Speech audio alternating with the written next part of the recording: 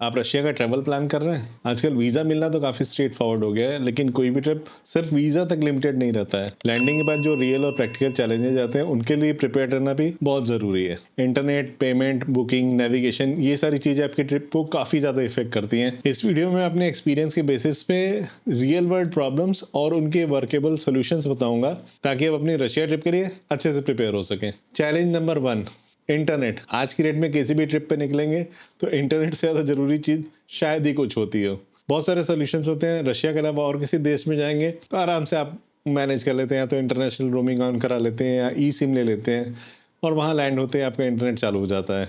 लेकिन रशिया के केस में जो करंट जियो पॉलिटिकल सिनारियो, उसकी वजह से काफ़ी सारे चैलेंजेस हैं। सबसे बड़ा चैलेंज ये है कि अगर आपने इंटरनेशनल रोमिंग ऑन कराई या ई सिम लिया, तो वो डेटा और एसएमएस और कॉलिंग आपकी रोमिंग वाले सिम पे या ई सिम पे लैंड करने के बाद कम से कम 24 घंटे तक नहीं चलेगा। मेरा एक्सपीरियंस था कि पूरे ट्रिप के दौरान जो मेरा ई सिम था वो वर्क नहीं कर रहा था। बहुत सारे फोरम से आपने बहुत सारे वीडियोस में सुना होगा कि काफ़ी ज़्यादा कॉम्प्लिकेटेड हो चुका है वहाँ पे फिजिकल सिम लेना या वहाँ का ई सिम लेना टूरिस्ट के लिए। सच बात है, फैक्ट यही है। अगर आपने एयरपोर्ट पे सिम कार्ड लेना मिस किया तो सिटी में जाके मिलना नेक्स्ट टू इम्पॉसिबल है। तो मैं हाईली रिकमेंड करूंगा कि आप अपने इंटरनेशनल रोमिंग के ऊपर और ई सिम के ऊपर रिलाई मत कीजिए। आप जिस भी एयरपोर्ट पे लैंड करेंगे, चाहे मॉस्को या सेंट पीटर्सबर्ग, मोस्ट प्रोबेबली आपको वहाँ पे सिम कार्ड मिल जाएगा। दो ऑप्शंस होते हैं, डेटा वाला एंड डेटा प्लस कॉलिंग वाला, जिसमें आपको वहाँ का नंबर भी मिलता है। तो मैं स्ट्रांगली रिकमेंड करूँगा आप डेटा प्लस कॉलिंग वाला सिम कार्ड लीजिएगा। क्यों लीजिएगा, अगले सेक्शन में आपको एक्सप्लेन करूँगा कि किस तरह से आपका जो लोकल नंबर है वो काम आएगा। सिम कार्ड की कॉस्ट 2000 से 2500 के बीच में वेरी करती है रूबल्स में। आपसे सिर्फ आपका पासपोर्ट और आपका इमिग्रेशन कार्ड मांगा जाता है, दैट्स इट। जो काउंटर पे स्टाफ बैठा होता है, सिम कार्ड लगा के एक्टिवेट करके फ़ोन आपको हैंड ओवर कर देता है। तो ये हो गया सोल्यूशंस। स्ट्रांगली रिकमेंडेड, जाके वहाँ पे फिजिकल सिम रशियन नंबर के साथ लीजिएगा, आपकी लाइफ काफ़ी आसान हो जाएगी।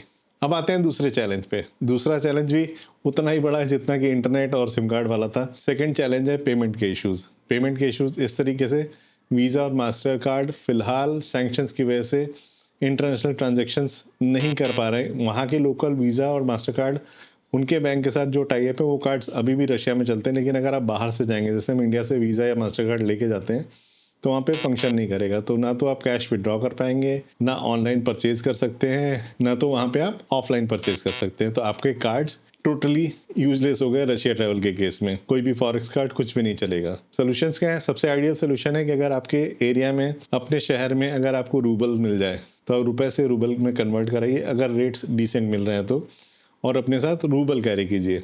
रूबल तो आपको चाहिए ही चाहिए होगा कैश में, चाहे आप यहाँ से लीजिए या रशिया से लीजिए।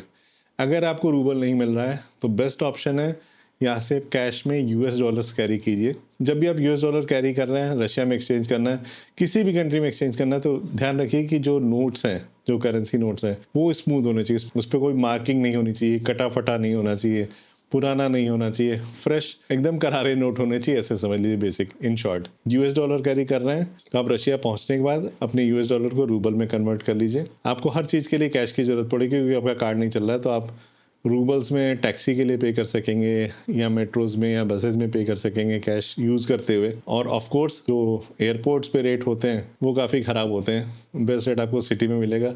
जैसे एयरपोर्ट पे मुझे मिला था 74 एक $1 का रूबल में, और शहर में जाके मिला था मुझे कुछ 81 का, 81 का। जिस बैंक में मुझे बेस्ट रेट मिला था 81.5 का, उसका मैं यहाँ पे नाम लिख दूंगा स्क्रीन के ऊपर, आप पढ़ लीजिएगा।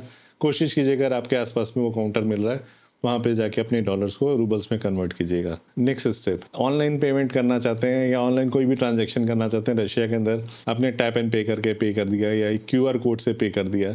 अगर आप रशिया में पेमेंट्स को लेके अपनी लाइफ आसान बनाना चाहते हैं, कैश से ऑफ कोर्स आप हर जगह पे खर्चा कर सकते हैं, लेकिन हैसल होता है कैश में हैंडल करने में। अगर आप इस हैसल को कम करना चाहते हैं, और बहुत सारे ट्रांजेक्शन हैं शायद आपको ऑनलाइन करने पड़े, जैसे टिकट बुक करना हुआ किसी अट्रैक्शन के लिए या ट्रेन के लिए या लोकल बसेज के लिए या कहीं होटल में पे करना हुआ, तो आपको कार्ड काफ़ी ज़्यादा कन्वीनियंट होगा। कार्ड कैसे बना सकते हैं? उसके लिए एक बैंक है टी बैंक करके। टी बैंक ऑप्शन देता है टूरिस्ट को भी मीर पेमेंट सिस्टम पे कार्ड अवेल करने का। कैसे अवेल कर सकते हैं? उनका एक वेब लिंक है, मैं डिस्क्रिप्शन में डाल दूंगा। उस पर जाके आप सिंपली अप्लाई कर दीजिए। बहुत छोटा सा बेसिक सा फॉर्म होता है, उसमें सारी डिटेल्स भरिए, अपनी पासपोर्ट डिटेल्स भरिए, अपनी अराइवल डेट, उनका रिप्रेजेंटेटिव आपके बताए हुए एड्रेस पे आके आपसे मिलेगा, आपके सारे के सारे डॉक्यूमेंट्स वेरीफाई करेगा। डॉक्यूमेंट्स में बेसिकली आपका वीज़ा, आपका पासपोर्ट, और जब आप रशिया में इमिग्रेशन क्लियर करेंगे तो एक इमिग्रेशन स्लिप मिलता है। वो सारी चीज़ें वेरीफाई करके आपका कार्ड देगा। एक कैविएट है यहाँ पे, चूँकि आपका सिम कार्ड नहीं चल रहा होगा तो आपको एसएमएस नहीं आ रहा होगा, इसीलिए मैंने बोला था जब आप सिम कार्ड लीजिएगा तो रशियन नंबर वाला लीजिएगा।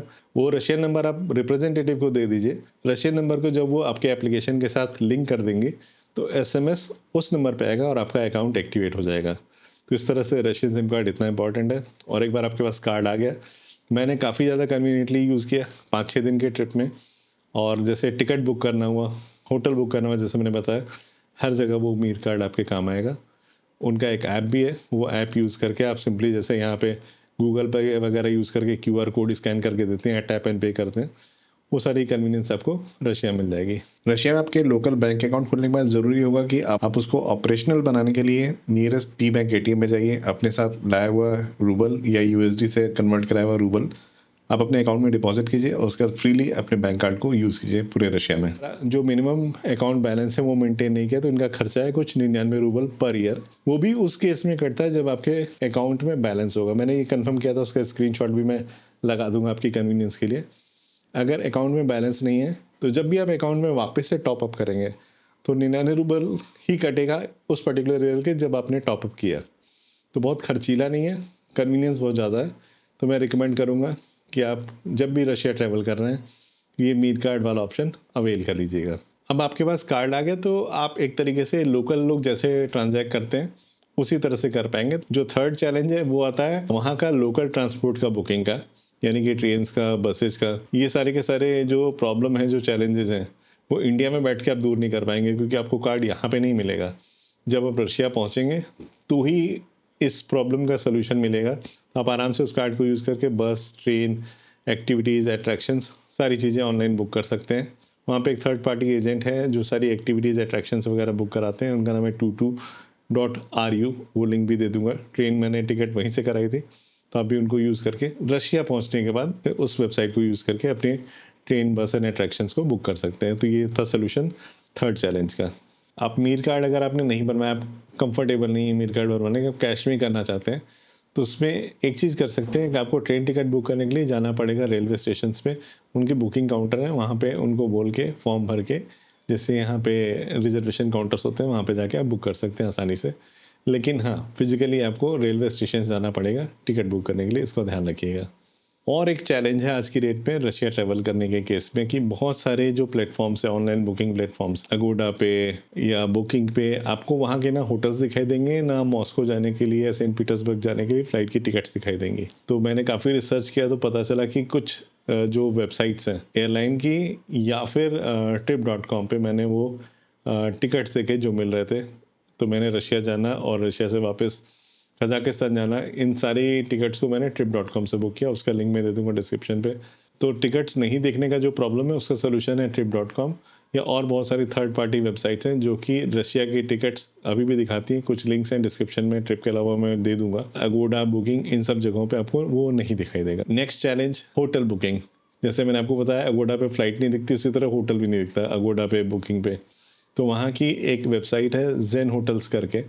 जेन होटल्स पे आप बुकिंग सर्च करेंगे किसी भी होटल की, किसी भी रशियन सिटी की, आपको उस पर दिखाई देगा। और प्लस पॉइंट ये है कि इंडिया बैठ के आप बुक कर सकते हैं क्योंकि इंटरनेशनल कार्ड्स वो एक्सेप्ट करते हैं। आराम से वीज़ा, मास्टर कार्ड यूज़ करके आप जेन होटल्स के थ्रू रशिया के होटल्स की बुकिंग कर सकते हैं। एक और बड़ा चैलेंज है कि रशिया में आपको एक शहर से दूसरे शहर जाना है, फ़्लाइट लेंगे, ट्रेन लेंगे या फिर बसेज लेंगे, तो ये मेजर चैलेंज है कि आप इंडिया में बैठ के उसको बुक नहीं कर सकते हैं। जब आप रशिया पहुँचेंगे, आपका मीर कार्ड बन गया, वो कार्ड यूज़ करके ही आप ट्रेन, बसेज या लोकल जो भी ट्रांसपोर्ट का मीडियम है उसको आसानी से बुक कर सकते हैं। इंडिया में बैठ के बुक करना आज की डेट में बहुत ट्रिकी है, मैंने काफ़ी कोशिश की, नहीं कर पाया। तो ये थे काफ़ी सारे जो चैलेंजेस और उनके वर्केबल सॉल्यूशंस। तो पूरे वीडियो को अगर मैं समराइज करूं 10 सेकेंड में, तो आपको साथ में कैरी करना है कैश, यूएसडी या रूबल, आपको कैरी करना पड़ेगा होटल बुकिंग कंफर्मेशन, आपको कैरी करना पड़ेगा ट्रैवल इंश्योरेंस, और सिम कार्ड आपको खरीदना वहां जाके। इंटरनेशनल रोमिंग और ई सिम पे रिलाई मत कीजिएगा। रशिया जाके आप क्या क्या कर सकते हैं, क्या क्या देख सकते हैं, उसके लिए ये वाला प्लेलिस्ट चेक कीजिए। और रशिया का ई वीज़ा कैसे अप्लाई करते हैं और इमिग्रेशन पे क्या चैलेंज आते हैं, उसके लिए ये वाला वीडियो। मैं आप लोगों से अगले हफ्ते फिर मिलता हूँ एक और नया वीडियो लेके। जब तक मिलूँ तब तक अपना ख्याल रखिए, खुश रहिए, मुस्कुराते रहिए, स्वस्थ रहिए। Bye bye and take care.